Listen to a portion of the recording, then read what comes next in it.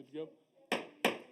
Okay, good evening, everybody. It is 6 o'clock. I'd like to call this Edgefield County Council meeting for January 4th to order. We are very grateful for each and every individual that's here and those that are watching online. I'd like to welcome the senior pastor of True North Church to come up, Mr. Pastor Steve Davis, to open us up in a word of prayer. If you all would please rise.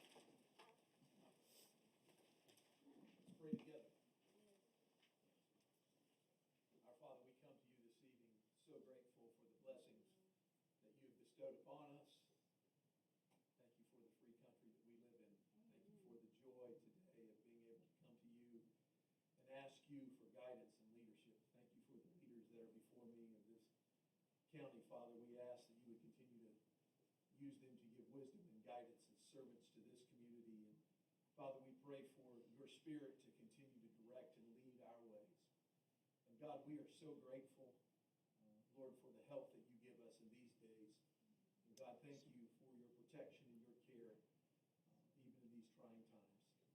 And Father, as we kick off this new year, we pray that you would give wisdom. We pray that you would bring your spirit of cooperation and guidance and direction to this county meeting.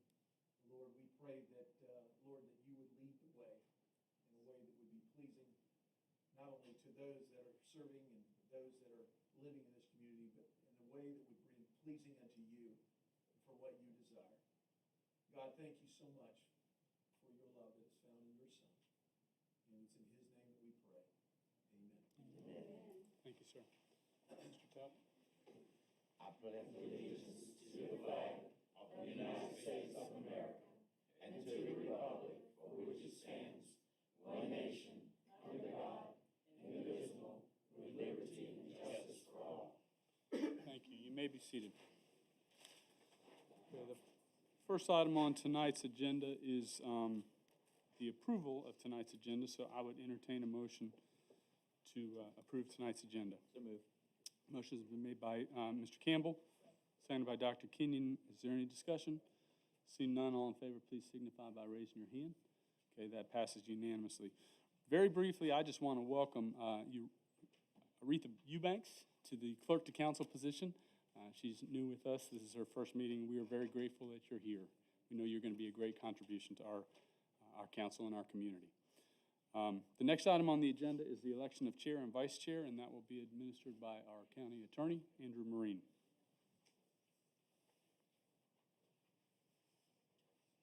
Happy New Year, members of council. Under our code of ordinances, the first order of business for the year is election of a chairman and vice chairman. We have ballots for you with all your names on them, and you can vote for whoever you feel like. Thank you. Just a second.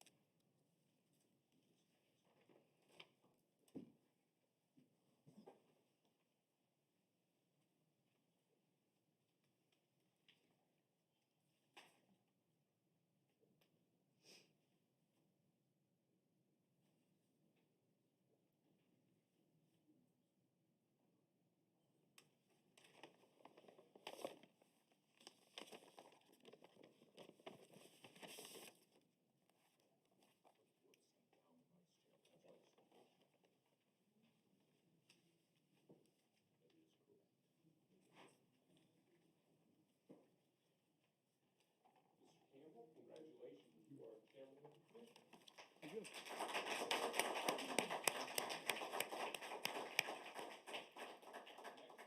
for vice chairman. Please mark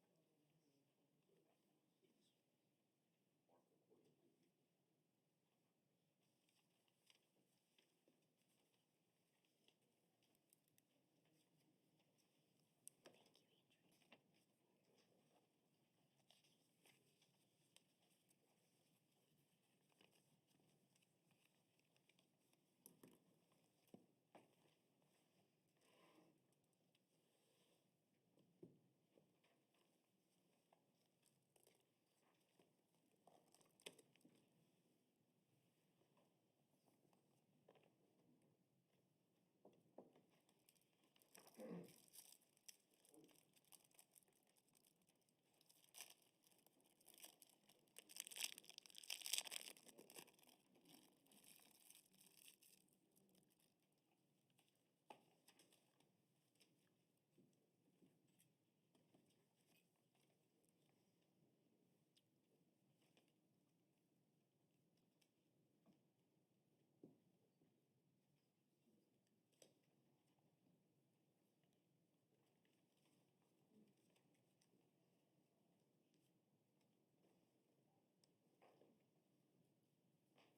Mr. Talbert, congratulations, you're vice chairman.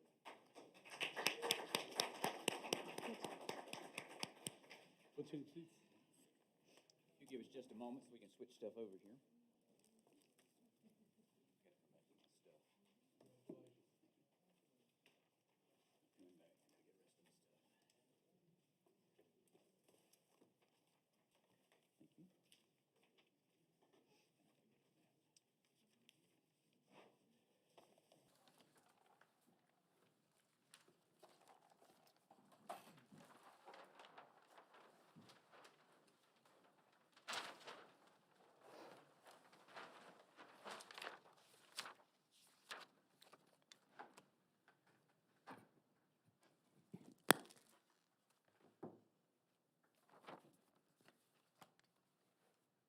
Okay, thank you, council.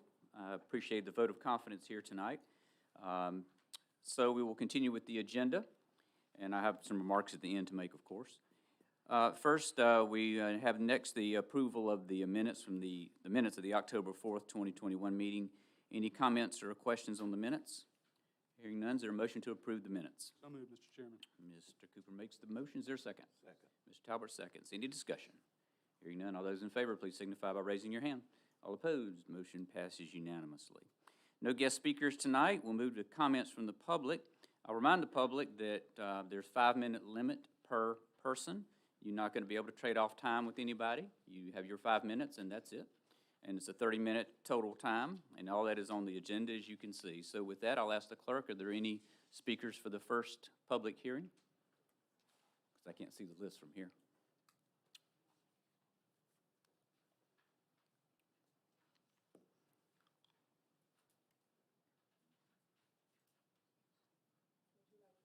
Yes, please. Thank you.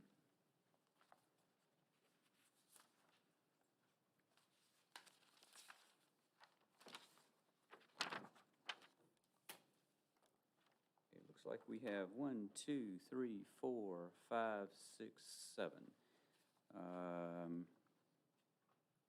No, 6. Mr. Berry, I think you're speaking at the second. Where's Mr. Berry? You're at the second public comment section. So, again, I'm trying to make sure. I think everybody else is in the first section. All right, so I will start in the order in which I have on my list here. So, the first person will be Mr. John Galt.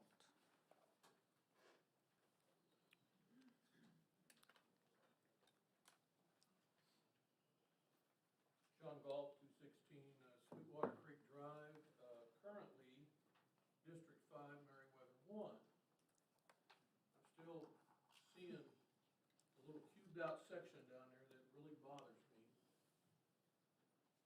And I gotta start off by saying I've always wondered for a lot of years why nothing moves forward in Washington.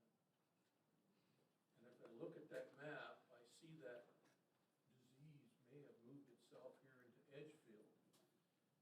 problem with Washington is they don't do what's good for the people or for the country. They do what's good for themselves and what they need to happen. That's why we have so many millionaires in politics that started off as poor people. What I see here is an attempt to protect each other's boundaries instead of looking at Edgefield as a whole and saying, what's good for Edgefield? How can we make Edgefield a better place? Let's look at some of this stuff and let's take politics out of it and let's draw these lines to help Edgefield. Because as you can see, District 1, District 2, and I believe it's District 3 are massive land areas, very little population.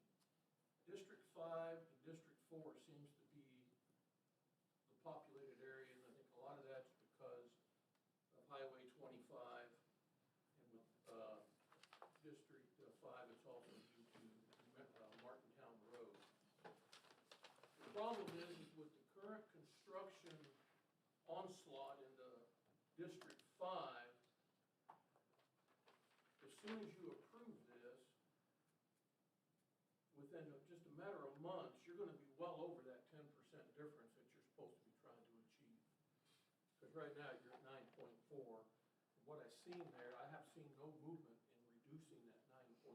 I think Mr. Campbell had mentioned that he'd like to see it less than 9.4, and I agree with him.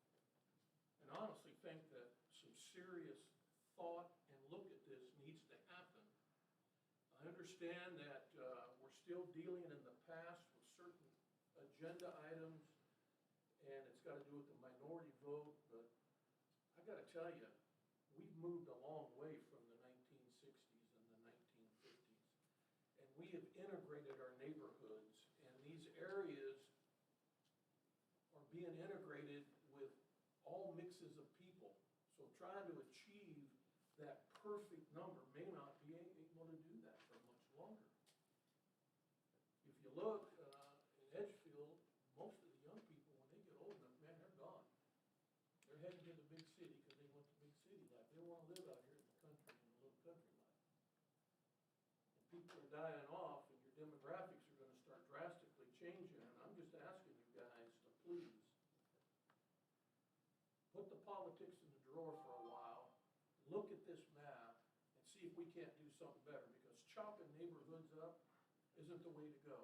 You chop in my neighborhood up, cutting this in half, but put me in District 2, I have no impact with District 2, because for me to get to District 2, I gotta have a boat to go up Stevens Creek, and I'm not gonna do that. But everything that's gonna happen to me is affected me by Meriwether, because I'm surrounded by Meriwether. I'm still in Meriwether. No matter how you cut them lines, my house is still in the Meriwether area because of the population and the way you've got it cut. I'm bordered by Stevens Creek, and beyond that is cows and horses and 1 or 2 homes, and I don't think they vote. They might, I don't know. But we need to look at that, and we need to quit chopping up the neighborhoods, because it ain't fair for me to have a neighbor that I want to talk to about what's going on in my district, and we're in different districts. Because when it all comes down to it, we're all still Edgefield. We're all still Edgefield. And if you think you're gonna cut me out of Meriwether and keep me shut up, that ain't gonna happen. It's gonna make it worse, because I'll continue to pound, and I'll get on the old internet, and I'll start yelling and screaming that it's not fair, it's not right. And I'm just asking you guys to look at it. Thank you.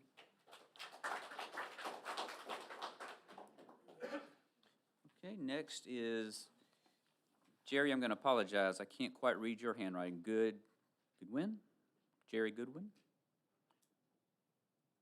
Jerry? Could be. I'm sorry. 191 Sweetwater Creek Drive? I apologize. I'm left-handed, and fortunately, I learned how to draw right with my elbow off the desk, because they didn't make left-handed desks back when I am old enough. My name's Jake Garrison, 191 Sweetwater Creek Drive. I've spoken a couple times and incoherent.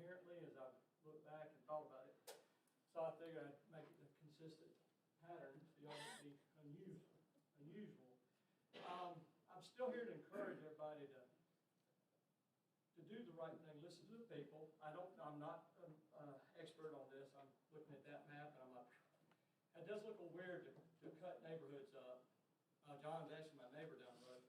So I'm not really sure how that line affects me or him, but it would doesn't make much sense. I was encouraged to call people who, I'm really talking about the zoning. I really think if you can convince me that you set good ordinances up and parameters for your neighbor, for this area, and then maybe we wouldn't be causing such a fuss. Every time I come to these meetings, everybody said no zoning, no zoning. I was informed to call some people that may disagree with this, because I never hear them at these meetings. So I was able to get a hold of one, and it sounded, is this thing working? Yes. So after I talked to him, it sounded like it was more of a police issue than it was a zoning issue. And I felt for the man, and my heart goes out to him. And I'm not really sure why he had to put up with all that horrible stuff he had to deal with. And I'm really concerned about that. And eventually, I think the police did go in and do something about the area. And I'm not really sure that's a zone thing than more of a police enforcement thing. I can go over to the Augusta Country Club, and I got $1 million houses right there, right around the club. But then right down the road, there's neighborhoods, regular neighborhoods. Nothing fancy, nothing. There's all kinds of houses around that area. So I'm not really sure if you can ever have a place where you build a house and you got a nice place and you can't just keep anybody, well, they want to put a trailer, they bought some land, they want to put a trailer, so what? I don't care if you have a trailer, as long as you do your citizen, you're not breaking the law, that's not my issue. I'm real concerned that the people keep telling no zoning, and it's like, we got a zone, we got a zone, we got a zone. And I just don't know, so I'm convinced, and maybe y'all are, or I just don't know if that's the way to go. I think if you can make ordinances and then convince me later, I've looked up zoning, I read about it, pros and cons, I'm just not really sure that that's right for here. And as far as the redistricting, I agree. I mean, that's crazy. If he's my neighbor, or you're trying to chop us out, Meriwether is my area. I'm a mile from my old house, which is right across the Meriwether fire station. And so I'm not really sure. I'm sure it's so complicated that hopefully I'll get to learn more about it. But I just have to respect that y'all are trying to do the right thing in the area. I know y'all have certain parameters you want to shoot for, but I agree with him. I grew up in an integrated school. I don't know anything about all this stuff, except hearsay. I mean, I disagree with looking at people's skin color and saying there's a difference. That I'm a believer, I'll let you know that. There's one race, human race. I think it's a disservice if you continue to look at people's skin color. Set your parameters, do what you need to do, but listen to what people that are smarter than me are telling you. And just do the right thing. That's why I know that's why we want to elect people to do the right thing. Let's quit looking at skin color. Let's look make the map fit. I don't, that's just me. I appreciate y'all's time. 3 for 3. Thank you. Okay, next is, again, I'm going to apologize. It's hard to read your handwriting. Olin, Hans, I give you a phone number, 706-339-3818. Okay.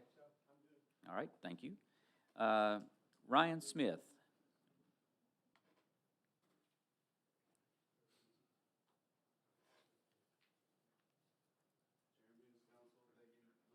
Smith, 232 Mill Creek Drive. I wish I could really speak on the zoning. There's people smarter than me doing a lot of good work, and I appreciate them. But the biggest thing I wanted to say was, I'm on Mill Creek Drive. Our road's washing out again, and I wanted to be on record. So 3 of the 4 corners of that is, I took pictures of it today. Part where AT&T cut in their lines. It's not working for us for internet, by the way. It's pretty bad. It's eroding away. There's a hole probably this big where right around where they cut their line. And then the island side, what we call the island side, if you guys are familiar with Mill Creek, you know what the island side is, we were the island.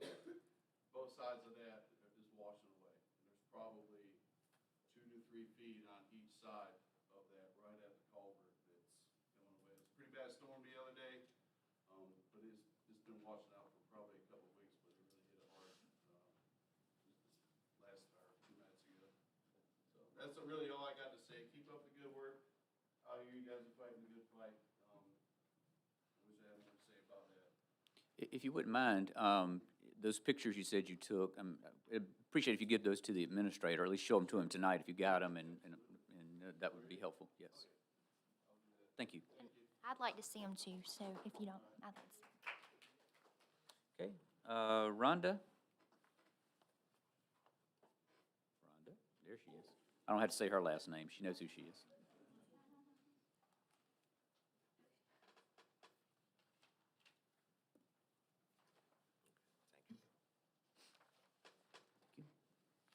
We get handouts.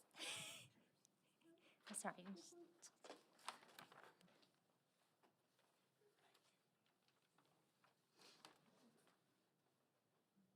Hey guys, Rhonda Nowicki, 27 Garrett Road. This is a list of people that I've personally talked to. Either they sent me a letter, bought a LMO sign, signed a slip of paper saying that they're opposed or approve of zoning. So when y'all make that vote tonight, these are all the names of the people that can't be here at 6 o'clock. Maybe they're at work still, but they would really appreciate you thinking that they don't want zoning. There's only 3 that I've even met that wanted zoning, and those 3 are at the top. The rest of them don't want zoning. So I hope you'll consider all these people's names when you make that vote. May I ask you one question? I know what a letter is, but what's slip mean? Slip, I should have brought it. It was just a form where they could write their name, their address, their phone number, and either circle approve of zoning or disapprove of zoning. Gotcha. And the only ones that I got that approved of zoning are the 3 at the very top. Okay. The rest of them, no. So, thank you. Thank you.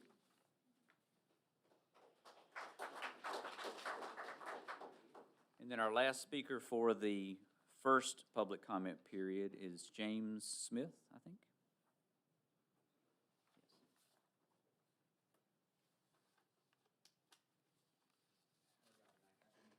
Happy you. New Year. I just wanted to say I'm James L. Smith, on Thurman Road. I'm speaking from my mother, Marilyn Miller, as well, and attend because of her age. She married a Miller and moved out on Thurman Road in 1988. After he passed away, I moved out here in 2006. I own a business 1 block from Augusta National. I'm very well aware of what you guys are going through right now and how you're having to make changes. The one thing I do wish that you would take into consideration is, first of all, I go down Martintown Road, all I see is Columbia County realtors. As I come up Martintown Road, okay, behind me on Scuppin Road has been fully developed with homes. When I moved there, it was nothing but woods. We don't want Columbia County spilling into our area where we're at, and that's Meriwether, whatever district it's going to become, and as it is now. And we really don't want it to look like Columbia County. I know there needs to be progress, I know money needs to be made, and the taxes need to be paid. But she moved out here to live out the rest of her life in peace, not have to deal with a bunch of developers taking away every bit of land, trees, animals, to make money. I've seen on my road, realtors come from Columbia County, not realtors, business and homeowners from Columbia County. On Thurman Road, take that property, clear cut it, build, and turn around and sell it to God knows who. Another developer? I don't know. We'll find out. And that's just one, for instance. And it's also happening on Scuppin. That one person is also buying another home. And then he's turning around and selling it to build him a new home. When he's got a farm in Edgefield, Columbia County, and now he's coming out here to Edgefield County to do the same thing. Look at Columbia County. seen what's happened there.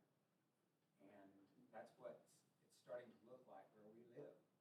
When I moved in, helped my mother take care of that property that we live on, it was nice to see trees, water.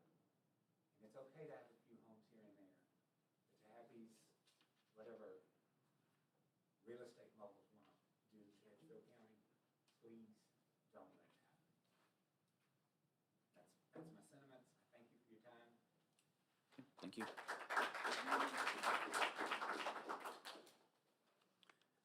Okay, council, I'm going to close the public comment period for the first public comment period, since no one else has signed up for it. I'll remind the public, if you want to speak at the second comment period, you can sign up anytime during the meeting. With that, council, any questions or comments on the reports? Hearing none, we'll go to the consent agenda. Is there anybody need to move that consent agenda to the regular agenda? If not, is there a motion to approve the consent agenda as presented? So moved, Mr. Chairman. Mr. Second. Talbot makes the motion, and Ms. Ireland seconds. Any discussion? Hearing none, all those in favor, please signify by raising your hand. All opposed? Motion passes unanimously. Next is several public hearings. The first one is an ordinance establishing new electoral districts for the election of members of the Edgefield County Council pursuant to the United States Census of 2020 in compliance with Section 4-9-90 South Carolina Code of Laws 1976 as amended. Is there anyone here to speak at the public hearing portion for that, on that ordinance? Okay, hearing none, I will close that public hearing and go to the next public hearing, which is an ordinance to amend chapters 8 and 24 of the Edgefield County Code of Ordinances, Buildings and Building Regulations and Land Development. Is there anyone here to speak in the public hearing portion on that ordinance? Okay. Please come up.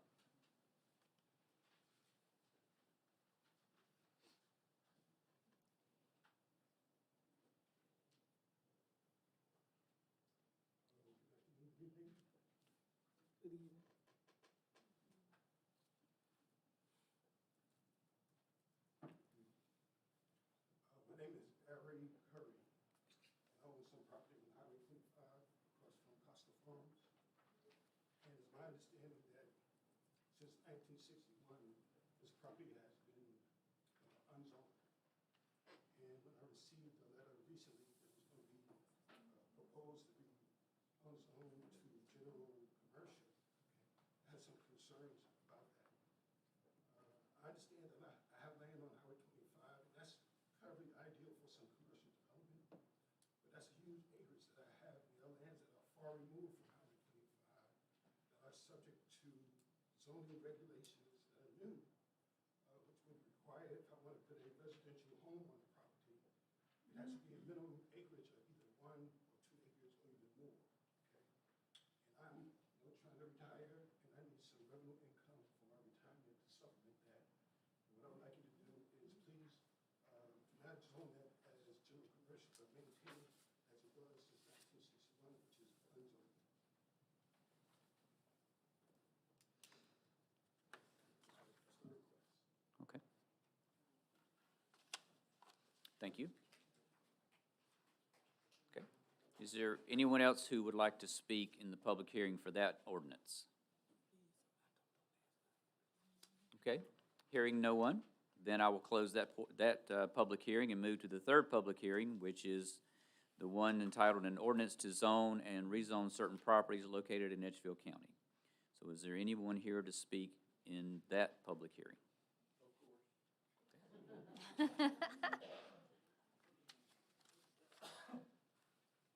Again, I understand Edgefield has got some issues. I consider Edgefield a jewel of South Carolina because we're still rural, but we're fast fading from that rural society that we live in now. I'm from the left coast, California, via Arizona, out here. We searched for months to find someplace to live, and we found Edgefield. And what sold us on Edgefield was the fact that I could sit on that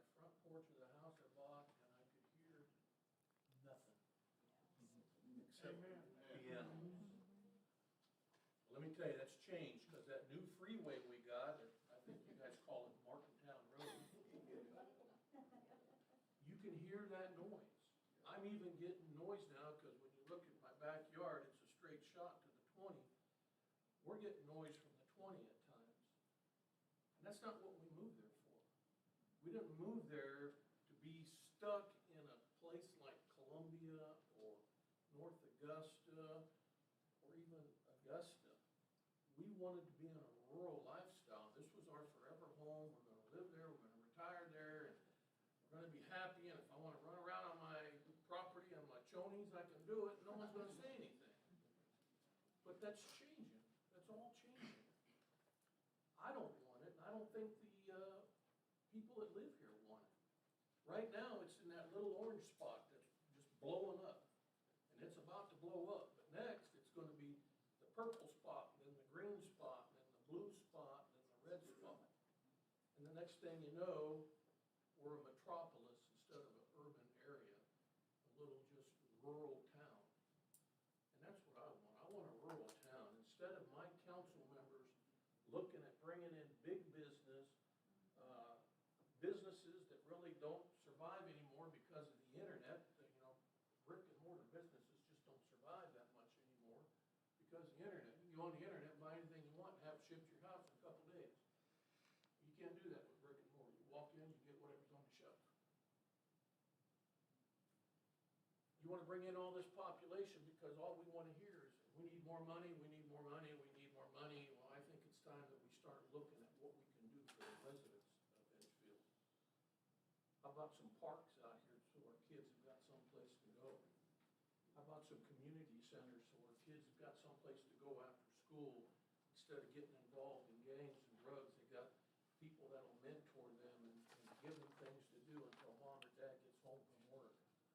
How about a senior center, a senior center that is actually occupied and run, and people are in there helping the senior people? Or we have a community center down there by the fire department that looks like the next big wind, and it's going to blow over. How about we start putting our money towards those things instead of paying companies to come in here and teach us how to get bigger than what we already are, because growth is inevitable. We know it's happening. But I hate to say it, we're not planning it.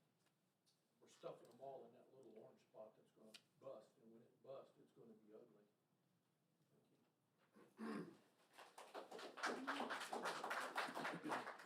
Is there anyone else who'd like to speak? Yes, ma'am. I have just now started getting into watching what our county councils are doing, as what's going on all over the world with the Biden communist agenda trying to infiltrate. But I realize county councils have a lot of power on how we live, and I'm paying attention. Unfortunately, I can't spend all the time that I want to. I own 3 properties in Edgefield County. I have almost 40 acres on Highway 23 that I was going to sell, and I got all these calls from people, I couldn't even understand what they said. So I took my property off the market, because you know what, that is a property that was owned by one family, the Benfield family, for over 100 years, and seeing what's happening, I was fearful they're going to take that property, because I don't have to sell it. I'm doing pretty good on my own, me and my husband. We work for everything we have. But my fear was they were going to take that, has a beautiful creek, beautiful rocks, and cut it up, make it little pieces. And I didn't want to do that to Edgefield. Because financially, I can't sell or not sell, but the fear of that beautiful property being cut up and people calling, not from this area, but from probably Atlanta, trying to find out about it. I just put my for sale sign because I don't have to sell it, because it's beautiful. And that's why I came to Edgefield. I grew up in Richmond County, where really I grew up all over the world, and I can tell you firsthand about socialism and Marxism because I lived in Europe, and I know how they do it there. But I didn't realize that it's creeping in, and I lived in Aiken County, and the people that bought my house in Aiken County and Warrenville, they came from Columbia County because of all the rules. They actually asked the realtor if they could use all 3 driveways. But I sold that property because I wanted to be in one county. My mother has vascular dementia. I was just trying to, take more time because I have to work, and care of my mother. But I love Edgefield, and I guess I found out from my neighbor Mona. I met her here. I didn't know we were neighbors, 2 houses down. But she says that the districting is gonna move us to a different district, and it's just all too complicated. But I don't believe in land management ordinances, because to me, that's where communism is coming in. Anything that you have an ordinance in is rules on the people. And you know what? America's free so far. I know in Edgefield I am, and my motto is, I'm gonna live free or die, because that's my God-given right, and that's the way that our founders found it. The county councils, they really have too much power, because I see what's going on around the world, and I'm paying attention. I just wish I had more time to advocate for my community, because I sold my property in Aiken County, lived over there by SRS, but I have 3 properties in Edgefield because I love Edgefield. I have 4.5 acres here, 2.5 acres here, almost 40 acres there. I'm very blessed, but I decided not to sell my 40 acres because I feel like somebody's gonna come in and cut it up and take away the beauty, because South Carolina's beautiful, but Edgefield is very beautiful. And I just want you all to know how I feel. My name is Maria, but you know what? I'm an American citizen. I was born here. I bleed red, white, and blue, but I am concerned at the movement of our nation by the politicians. And I'm not a Republican anymore. I never was a Democrat, because the politicians have gone to enrich themselves. They don't care about the people. But they're still the little people here, us. So that's all I want to say. Thank you.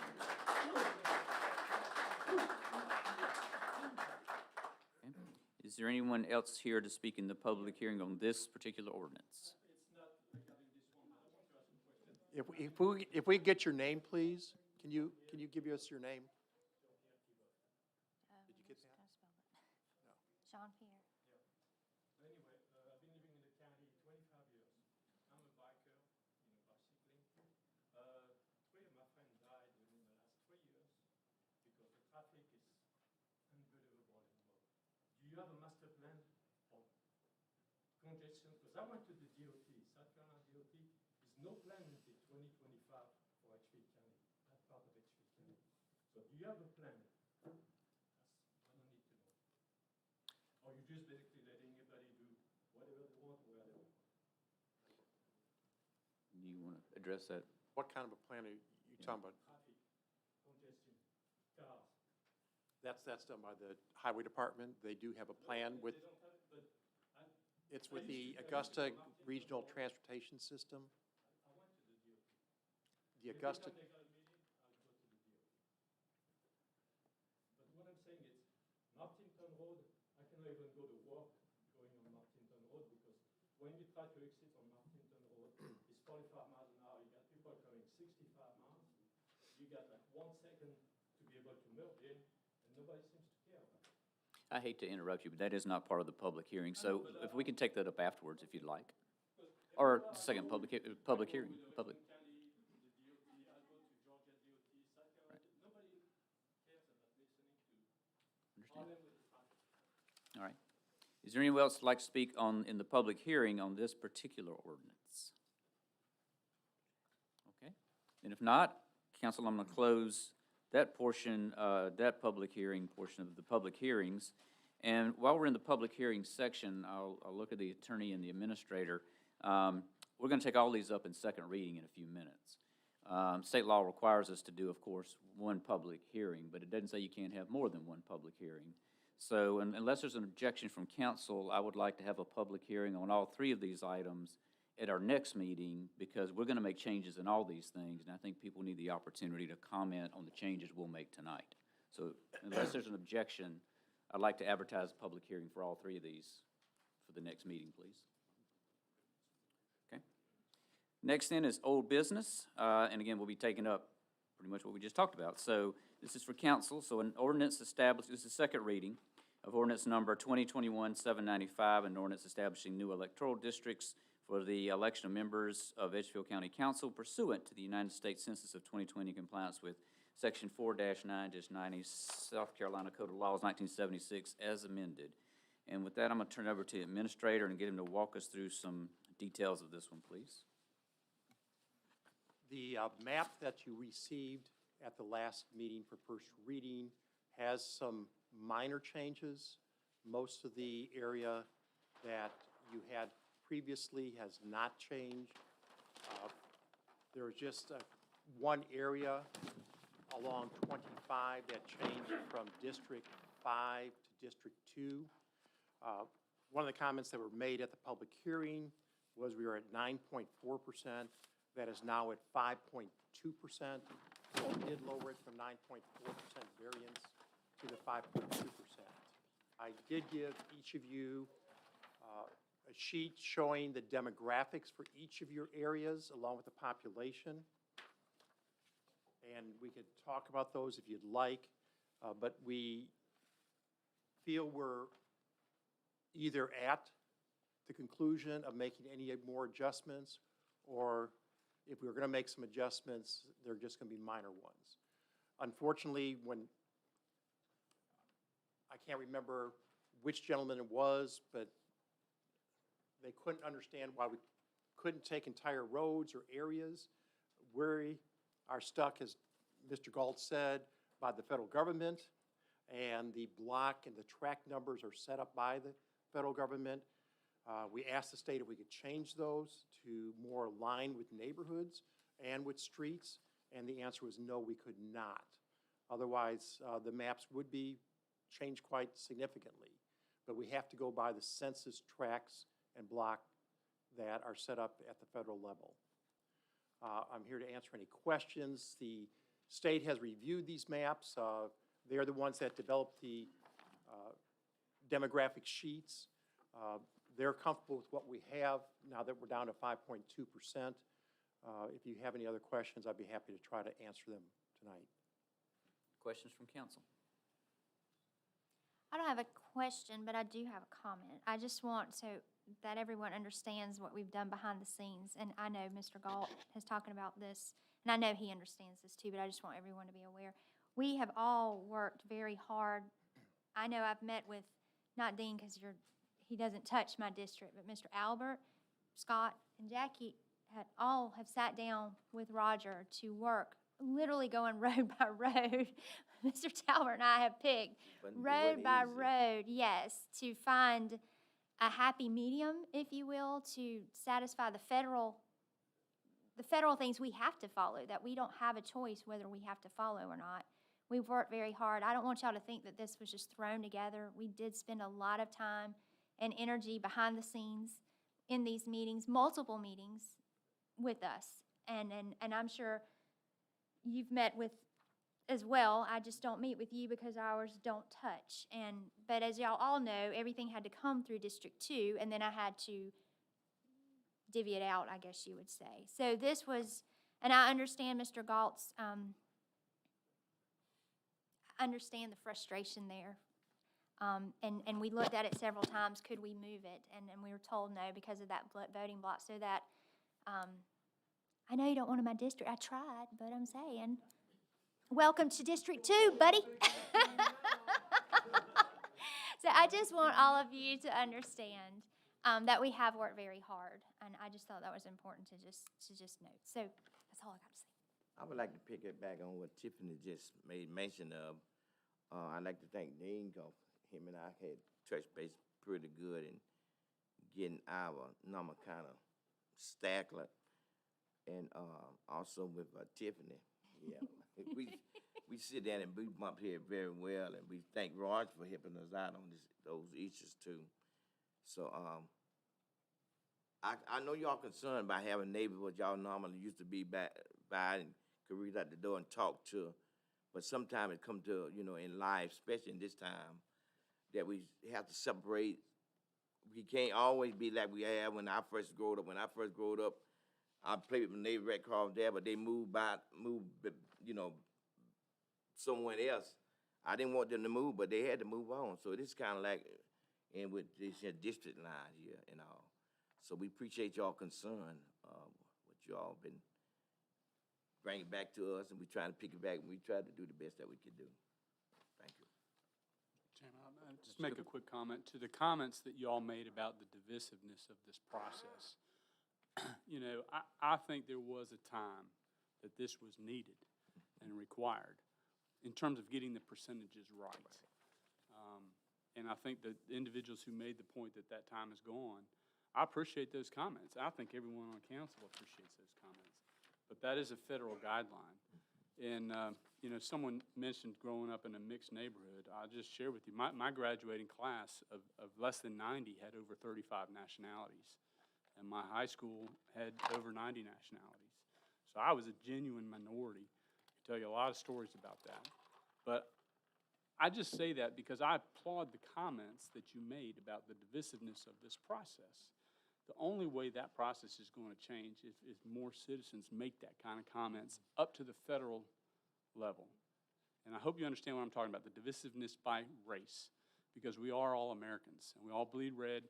And the property rights that we're talking about, I'm just going to say, it's the same thing. It doesn't matter what your race is or your socioeconomics. All these issues affect us equally. So we should not be dividing ourselves along the lines that we are forced to at this point in history. That's just my opinion. Any other comments or questions from council on this topic? Okay, hearing none, is there a motion to approve second reading of ordinance number 2021-795? So moved. Mr. Cooper makes the motion, Mr. Talbot seconds. Any discussion? Hearing none, all those in favor, please signify by raising your hand. All opposed, motion passes unanimously.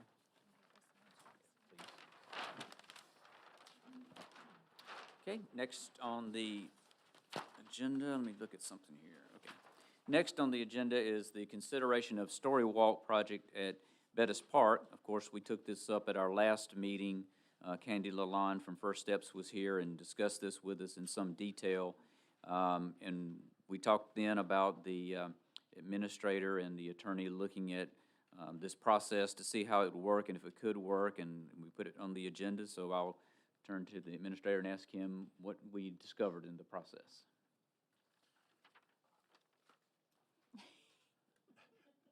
I guess that was a great question. We didn't discover anything, if that's an answer. Placing this at Bettis Park should not be a problem, as long as it's administered by First Steps. I believe the process will work well in the future as we place this at that, along the walkway. As Candy said at the last meeting, the biggest issue is going to probably be vandalism.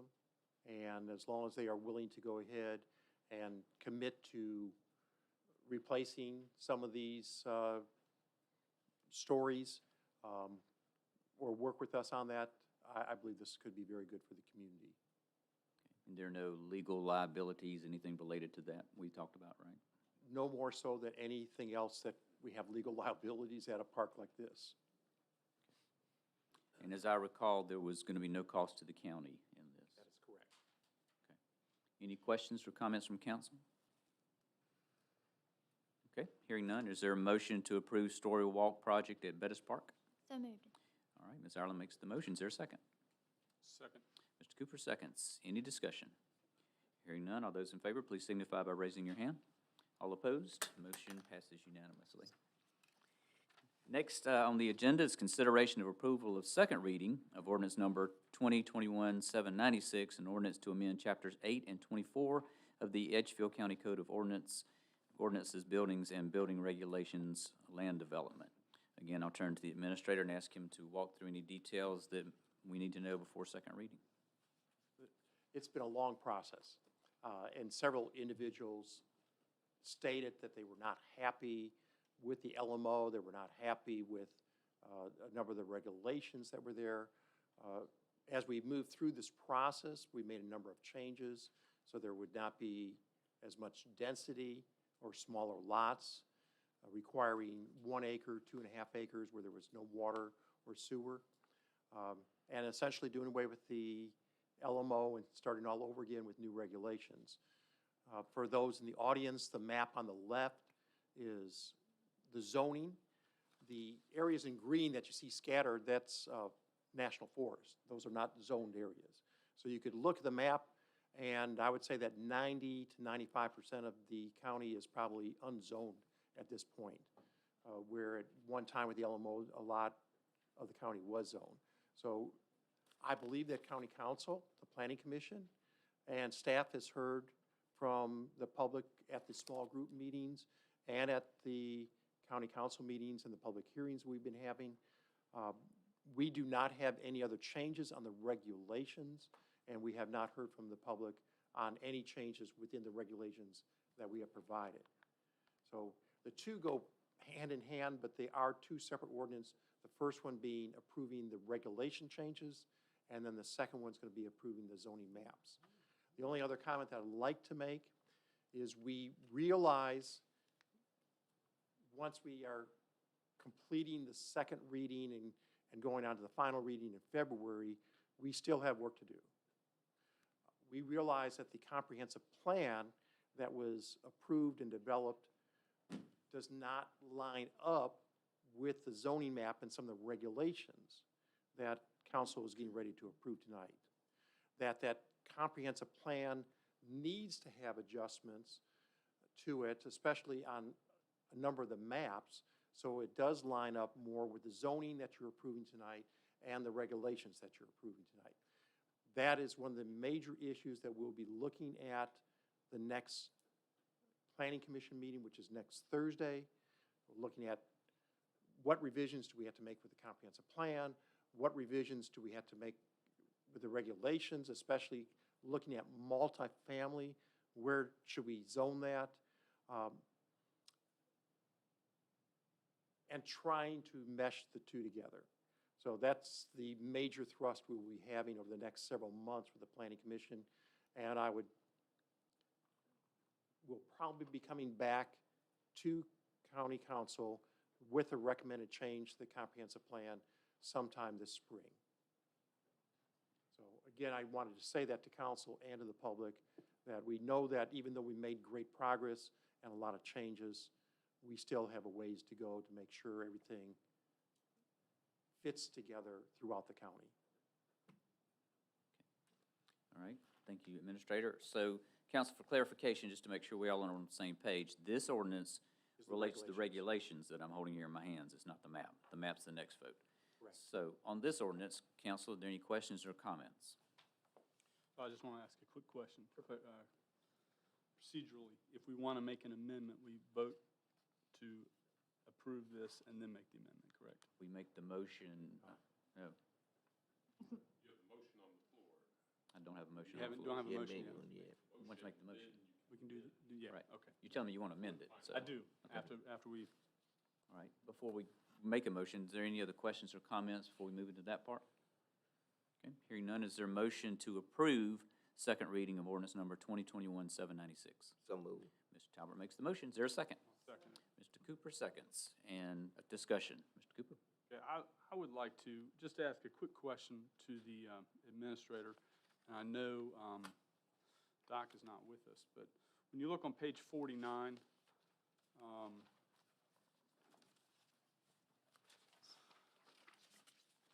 the third line up in the graph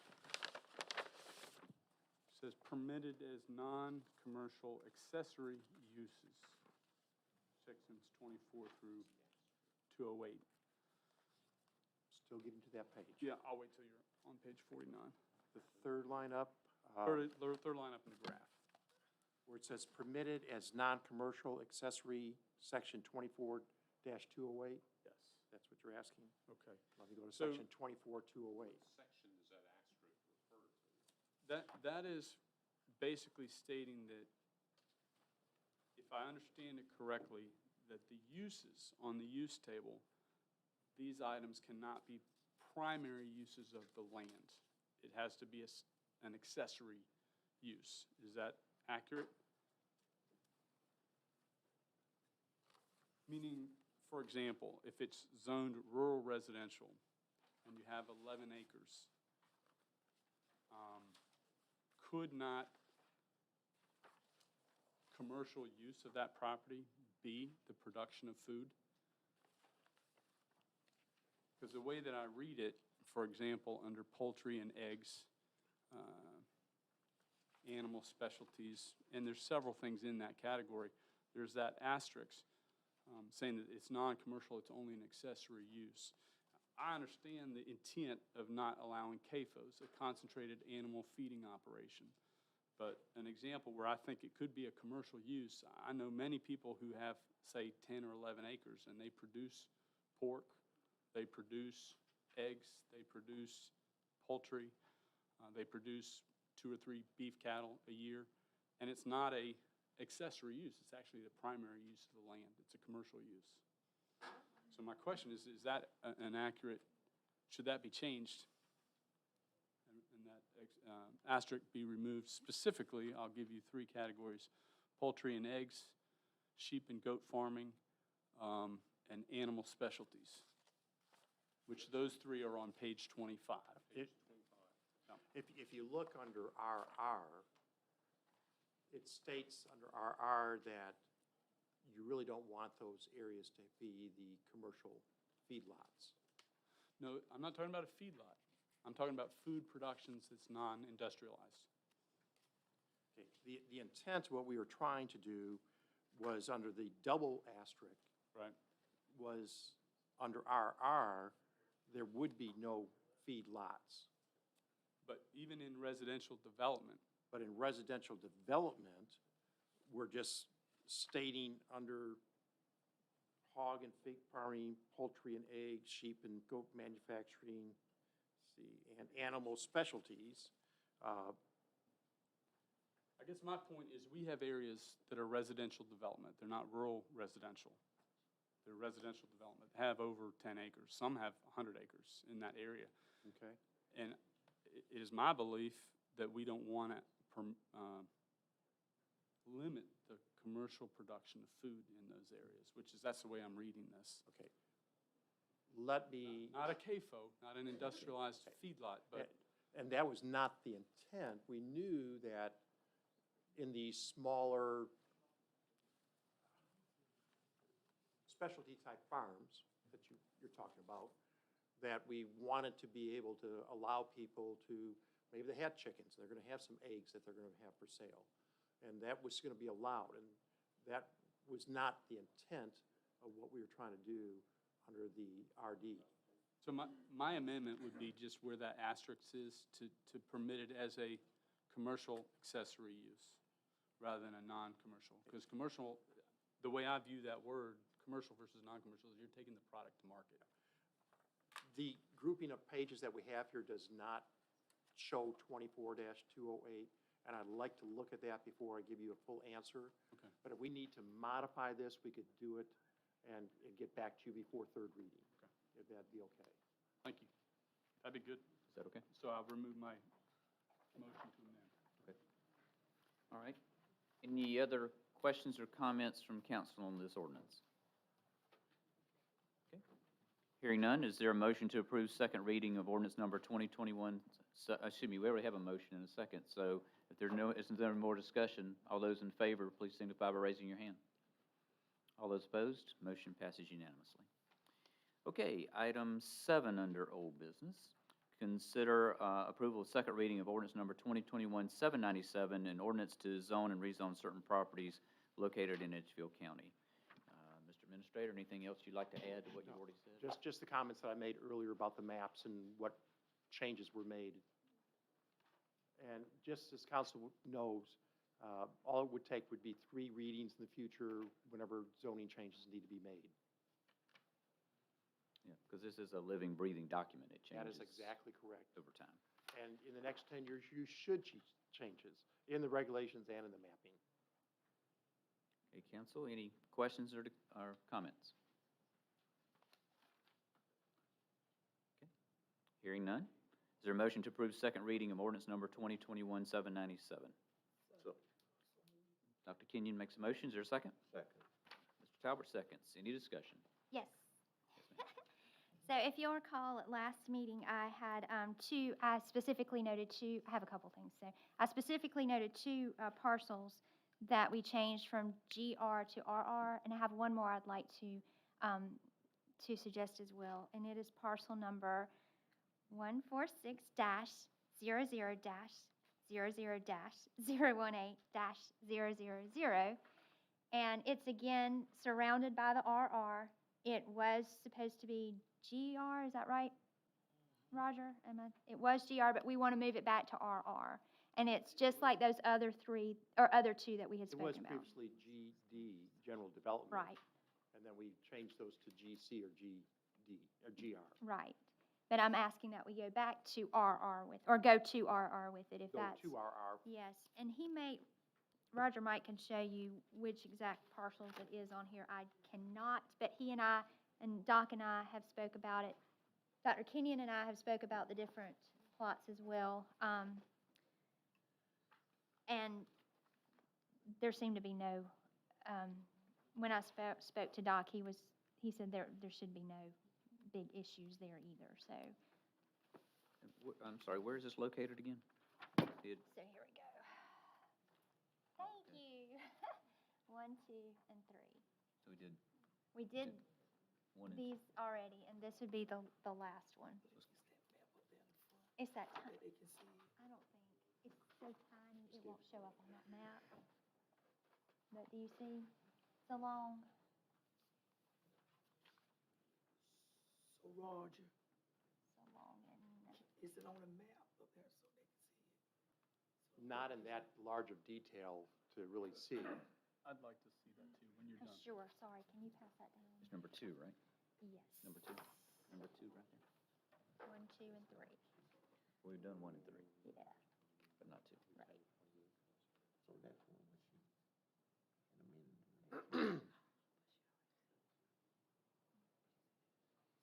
Sorry, I thought you were going to bring that document. Oh, do you want to look? No, I know what it looks like. I thought you were going to bring it. Oh, no, I'm sorry, I didn't. And this is along Highway 25. 25, that's, okay. And the other 2 are also. well, We've one- already made the change on the other 2. I will second that. Did you make it in the form of a motion? I would like to make a motion that we amend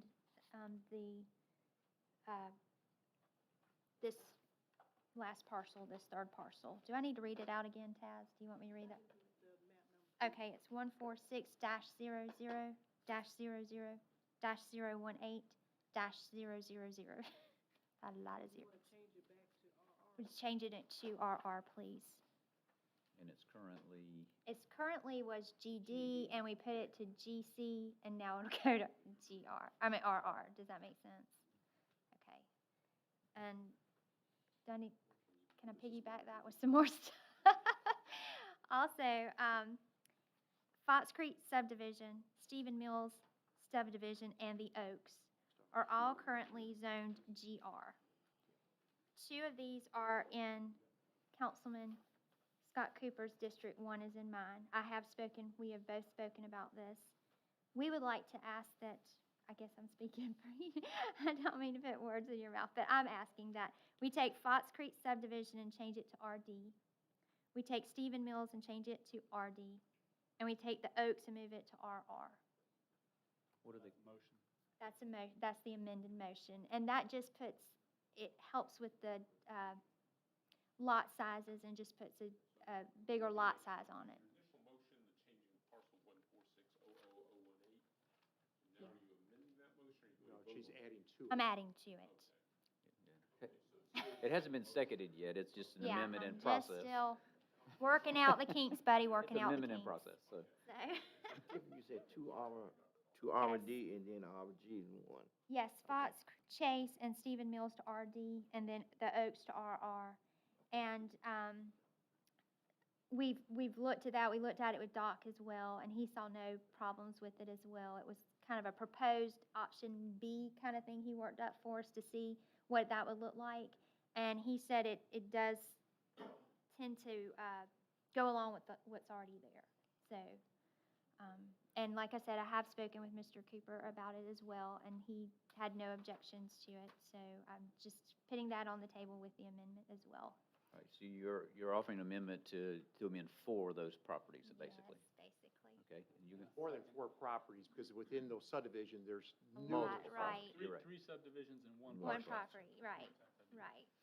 and you're seconding that? Yes, sir. Entire, okay. Sorry. All right, Ready for second? he just seconded. All right, so discussion on the amendment.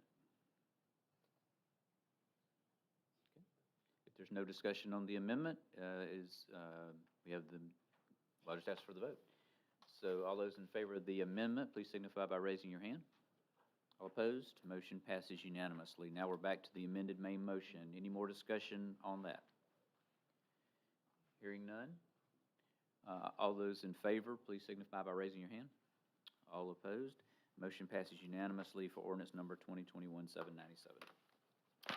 All right, next, council, is new business. Two pieces of new business. The first, consideration of approval of a first reading of ordinance number 21-22-798, first reading of an ordinance to amend Chapter 24 of the Edgefield County Code of Ordinances, Quarries and Mines. So I'll ask the administrator to talk us through this one, please.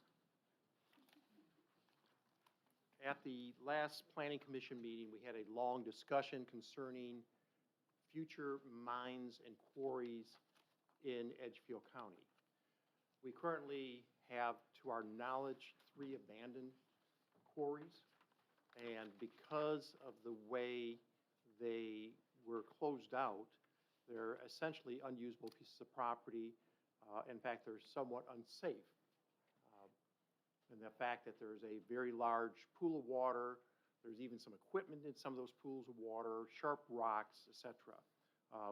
But it's also almost like a magnet for teenagers to want to go swimming in those areas.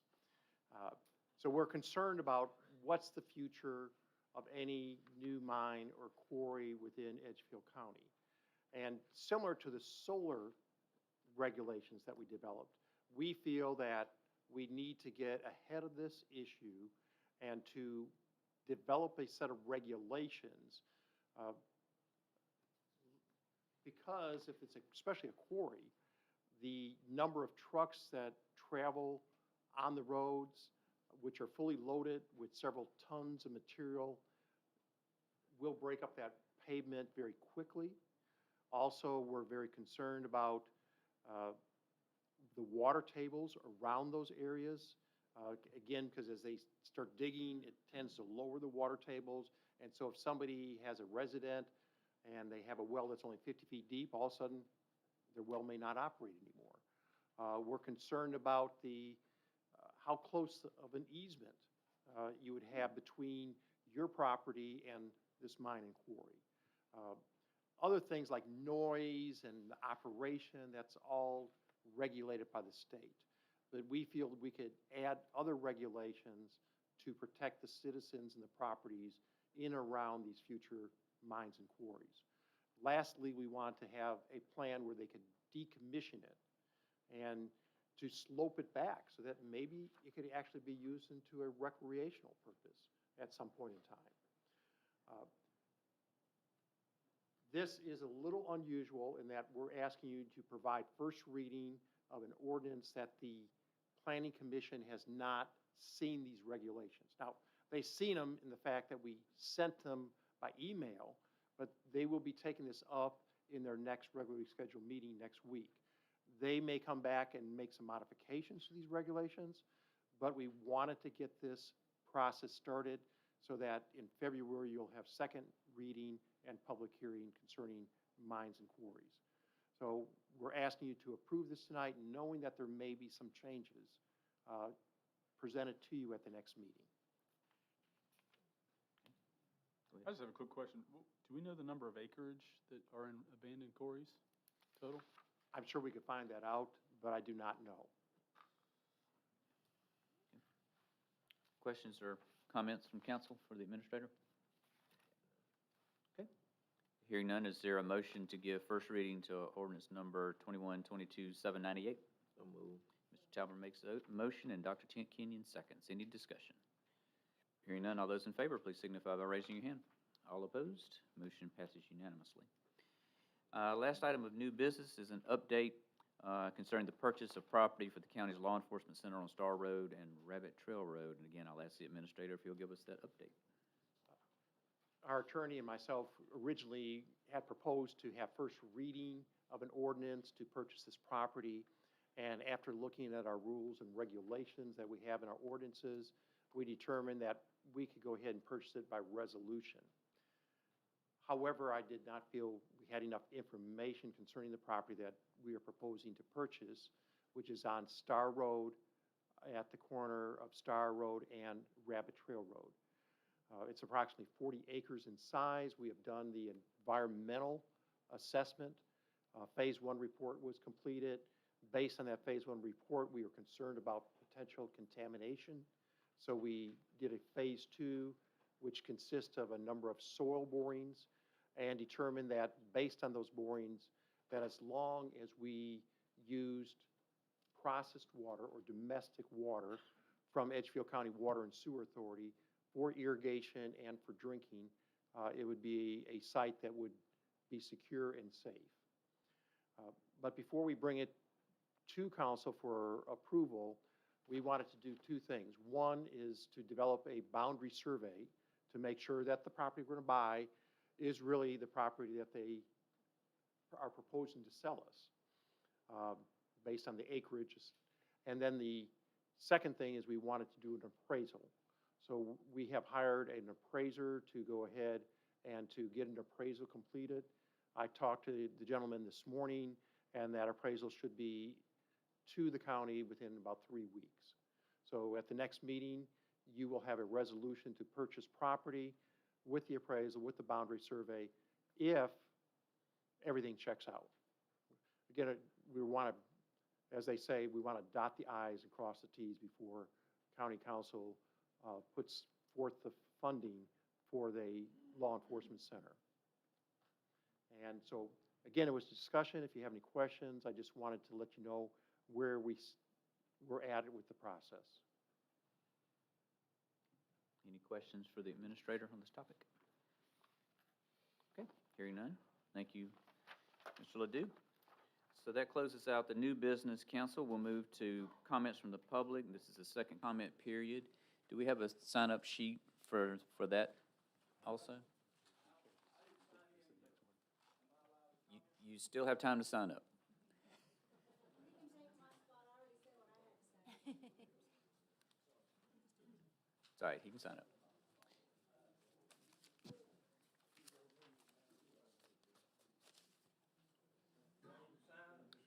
Would you go ahead and sign, please? Just so if we have a record. I can't see from where I'm sitting, so I don't know. Taz, is that the one?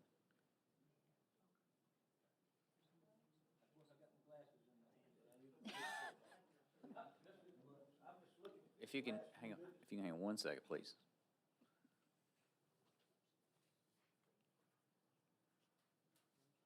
I'll remind everybody this comment period is the same as the other. You have a maximum of 5 minutes, please. And you are, I'm sorry. Your name is? Joel. Thank you, Joel. Okay. We'll trust her judgment. Anyway, I'm just wondering about this number 9 here, Star Road, Rabbit Trail Road. I didn't hear anybody ask about parts per million for the gasoline, and how far down did they go? We start developing that and digging it out, and later on, gas or something comes up into what we use for our law enforcement. That's something you need to take into consideration. I mean, gas in there, I understand that they didn't have any of the chemicals, but still gas, if it's not very deep and it's too many parts per million, you might want to consider that. Okay, all right, thank you. Let's see, next I've got Rick Berry. Rick, you're up.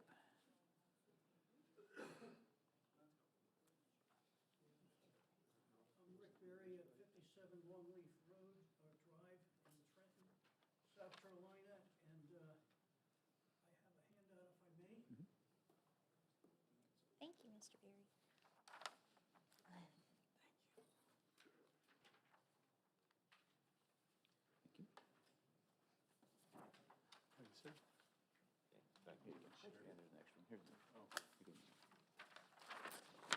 Now, that might seem like bragging. For those of you who can't see it, the newspaper wrote, I don't know, 1,000 words or so about me. But it appeared on the obituary page. So now,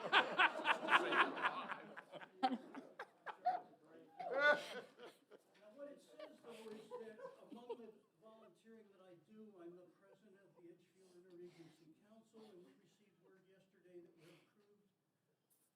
$25,000 to formalize our council. For 17 years that we can track, we've been a committee organization and not had formal bylaws and 501c3 status, that kind of thing. This gives us an opportunity to have strategic planning on behalf of the grantor, is going to give us some training and that kind of thing, and we will develop using agencies within the council and county and other agencies that we can bring in to improve our county, and we can do projects. I was interested in Candy's project because this is the kind of thing that we could participate with, anything that's in the health and welfare of county residents, social health and welfare. So that includes playgrounds. That includes the kind of thing Candy's doing, because on a trail, that's health and welfare, that kind of thing. So this gives us a chance to grow up and fly right. We've got 18 months to use the money. The reason I'm here in front of the council is because we're going to need recognition. We don't need any money. The share portion that will come from the agencies and the in-kind donations that we make. Walton Options for Independent Living that I work for is providing some staff assistance. We deal with persons with disabilities. That's health and welfare. So this is a good thing for Edgefield County.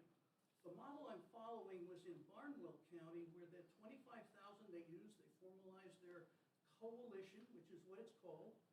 They put it together, and then they got $150,000 to help build community gardens, the kind of thing Candy's doing as well. A lot of eat less, move more. I gotta say that right, because it's healthy, right? So that is now known as Wholespire. But those kinds of projects in partnership with the school systems, the DHEC, the others. So that's what I'm here to talk about. Don't need any permissions. If I need any, I feel friendly and feel welcome, so I'll bring them about. But I'm here to announce that. And Walton Options, if we sign the papers in the next few days, they will control the money.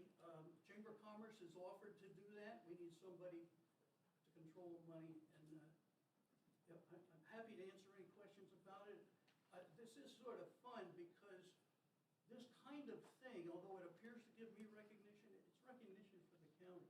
It's recognition for all of those that work with me on the council. We've got Macon County's taken me and my wife and 19 others to Heroes Banquet on Saturday. So the kinds of things that volunteers do deserve recognition, and this is one for Edgefield County. So thank you. I'll answer any questions. Questions? Just thank you for what you do. Yes. Yeah, it's fine. Thank you. Thank you. Okay. Next, we have Maria Moore. Maria, you said you were. I already said what I had to say, that I'm just concerned at the way that the country's going and the way that Edgefield might be going the same way. And, I like Edgefield, and I like it peaceful. That's all I want to say. Thank you. And the last person who signed up is Barry Curry. You spoke earlier.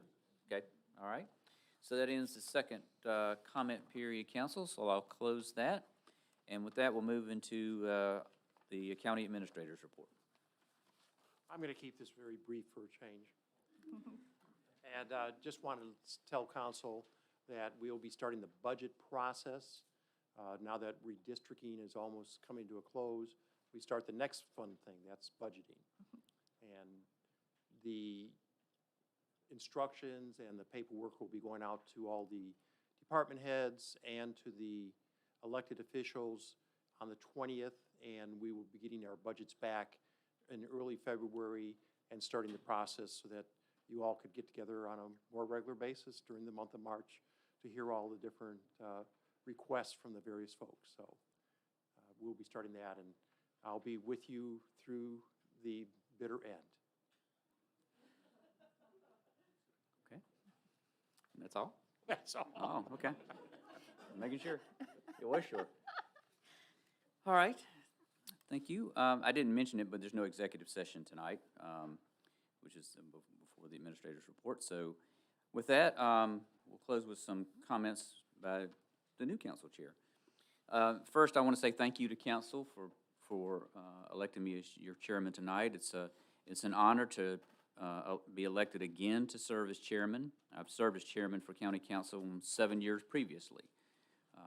I'd also like to thank Scott Cooper for his service as the chair, and for Albert Talbot for continuing now his service as the vice chair. So I appreciate that and look forward to working with Mr. Talbot. Although we worked together for years, we'll finally be in this position of chair and vice chair. But I think council knows this, and I think the public needs to understand too, that no matter what our position is on this council, there are only 5 of us. And we all know we play a key role in our county's future. And I look forward to working with each of you on council collectively and individually as we continue to bring out the best in Edgefield County. That said, it's time to get to work on new critically important things. It's time to revamp how we do economic development, including how we deal with existing industries and commercial businesses, the backbone of our county's economy. We need to build on Generac's success. I think it's time to see what our towns need from us. Those citizens pay county taxes too. It's time to create and support a certified arts center. I also recommend we create a local chapter of the South Carolina African American Heritage Commission. This commission will work to capture and preserve our important heritage in this county. It's time to create a sound and fair employee suggestion system to reward employees for helping us eliminate waste or find ways to be more efficient. They are our frontline workers, and they know best. There was a lot of discussion the past several years about the comprehensive plan, but we haven't discussed Chapter 9, the last chapter, which County Council has approved. It's called the Priority Investment Program. It gives us some short-term and long-term projects we should be doing, all containing items that citizens agreed that we needed to do. It's time for council to start addressing those. It's time to look at how our county committees are structured and how they pass on information. Better information from our committees and commissions to council means we can better understand what actions we need to take. It's time to ensure we have employees' performance reviews that measure against goals so we can fairly assess how our employees are doing. And this list goes on and on. With the help of our citizens, businesses, governmental entities, and everyone else helping us, we can surely put together a future for Edgefield County that is robust, daring, and meets citizens' needs. Finally, council, the time for action is before us. That's why I'm requesting that each of you please let me know what you want to see accomplished this year, and I need that information in the next 10 days, please, so we can start putting our plans into action. I look forward to achieving great things together. And again, I appreciate the support tonight. There being nothing else on the agenda to consider, I would accept a motion to adjourn. So moved. Mr. Talbot makes the motion, and Dr. Kenyon seconds. Any discussion? All those in favor, please signify by raising your hand. All opposed, motion passes unanimously. Thank you.